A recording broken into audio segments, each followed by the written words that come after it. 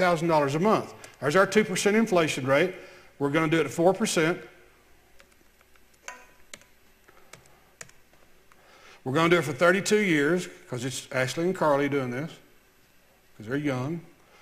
This number right here is your retirement accounts and how much money they've already got in it.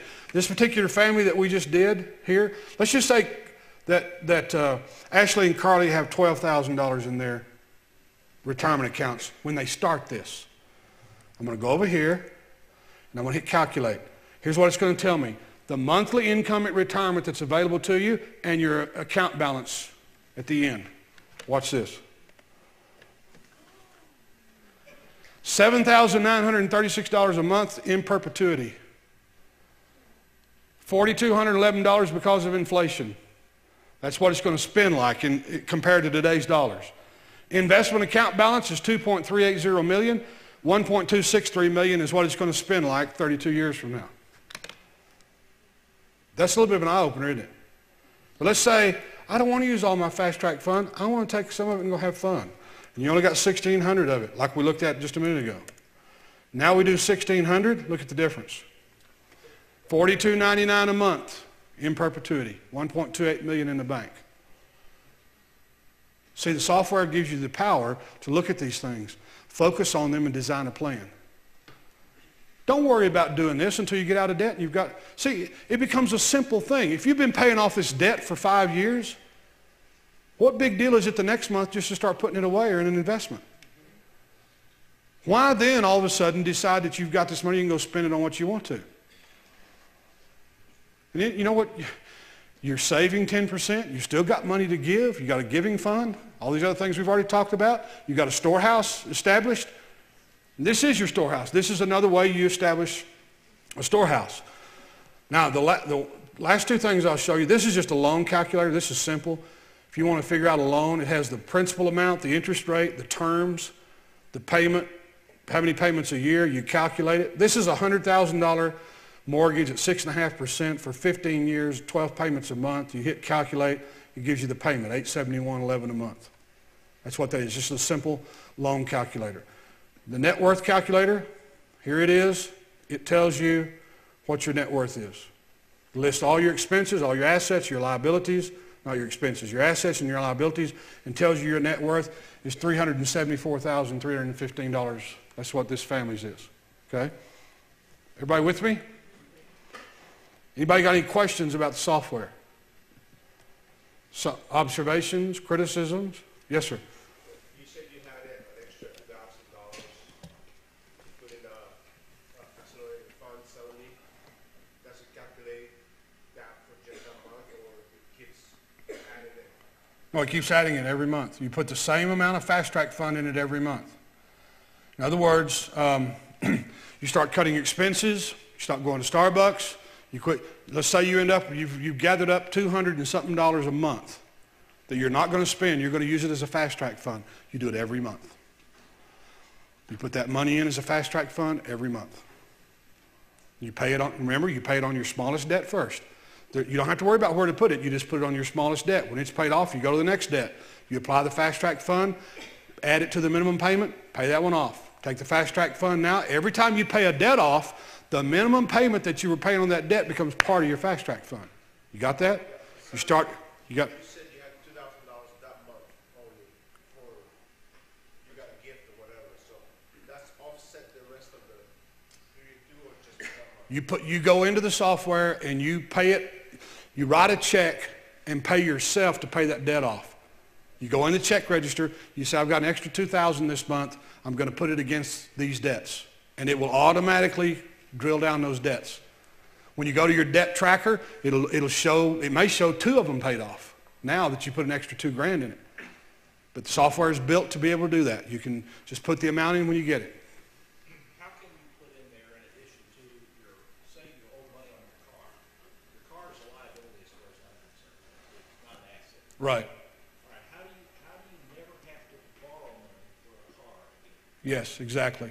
So you set it up as an expense on your software there, and just like it's a payment? That's a very good way to do it. Here's what I would do. Let's say we've paid ourselves out of debt. You've set up your emergency fund, and you want to be able to buy your cars for cash. So you figure, I'm going to need another car in 3 years, and it's going to cost me $35,000 to buy that car. You go into the loan calculator, figure out how much money you have to set aside every month to pay cash for that car. You've got $3,000 of your fast track fund now that's totally available because you paid off your debt, you've done all these things right.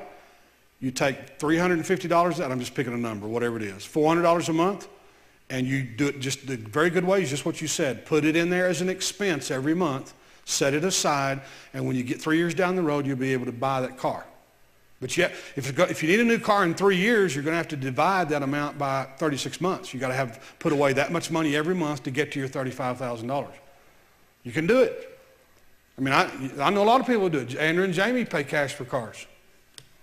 But you have to make the decision to do it. Ashley pays cash for cars. You say, I just don't think that can be done. You're too late. There's already people that's done it. It's kind of like my mother when she had cancer. Go tell her God don't heal. You're too late. She was healed. You can do that, but that's a very good point. That's the way you want to do it. You want to do it in a disciplined way so that you're held accountable to doing it every month. If you just say, I think I'll set aside $350 a month to buy myself a car, you'll quit about month 3. You'll find something else to do with the $350. It's discipline, guys, is what it is. Somebody else had their hand up over here? Yes, ma'am. Initially, when you're setting up a profile, that's when you're being good, honest. Yes, ma'am. That's what you've been doing. Yes, ma'am. Be really honest with yourself. Spend extra time, extra effort. That's where the work gets done. If you'll do the work there, you won't have to do much later. Be really honest. Think about how many times I pull in the gas station, I go in there and spend $3 or $2 or $5. How many times do I run through McDonald's drive-thru? None, I hope. How many times, I do go to Starbucks? How many times, do I spend too much dry cleaning? Could I cut back on my dry cleaning bill? Could I do, whatever it is, guys, you just have to pick your life apart and see where you spend money. But let me assure you this, you've got money to put on this fast track fund. If it's $50, do you see the effect? The effect is dramatic. Just do it. Do it. And you may start now and have $50 a month for 6 months, and then all of a sudden now you've got 100. I can tell you this is what God will do. As soon as he sees you faithful, boom, you got more fast track. You don't know where'd that come from? God. He'll get involved, and you'll start having, then you can do it 100. And once you establish that, later on you get to be 200. Because here's what really happens to people. They start doing this. Now watch this. They're used to doing this. Here's their income, and here's their debts and expenses. Yes. See that? Yes. They go along, hope their income comes up, but they keep adding to their debt and expenses. If their income comes up, start doing it our way, here's what happens. See, the income's going up and the debt's going down. You're attacking it from two sides. Your income will go up in 5 years. Why? Because now you're being a steward, and that's what determines advancement in the kingdom of God is stewardship.